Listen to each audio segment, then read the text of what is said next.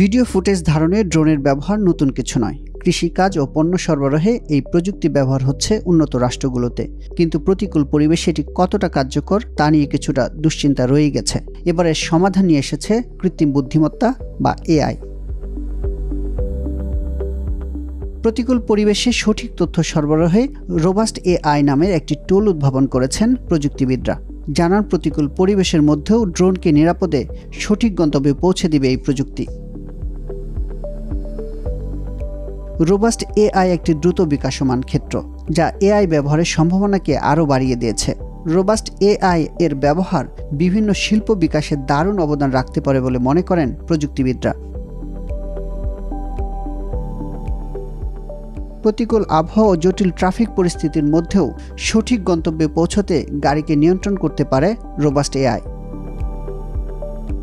আর ড্রোনের ক্ষেত্রে বাধা এড়িয়ে নির্দিষ্ট লক্ষ্য শনাক্তে ব্যবহার করা যাবে এই এআই প্রযুক্তি।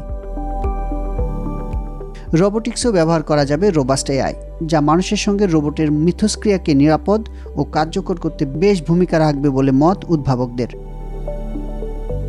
আর স্বাস্থ্যসেবার ক্ষেত্রে জটিল রোগ নির্ণয় ও চিকিৎসা দিতে রোবাস্ট এআইয়ের ব্যবহার উপযোগী বলে মত প্রযুক্তিবিদদের। অনিশ্চয়তার মধ্যে কাজের সক্ষমতা রয়েছে রোবাস্ট এআইয়ের। শব্দ বা আলো পরিবর্তনের কারণে পরিবেশগত সংকট মোকাবেলায় সক্ষম রোবাস্ট এআই।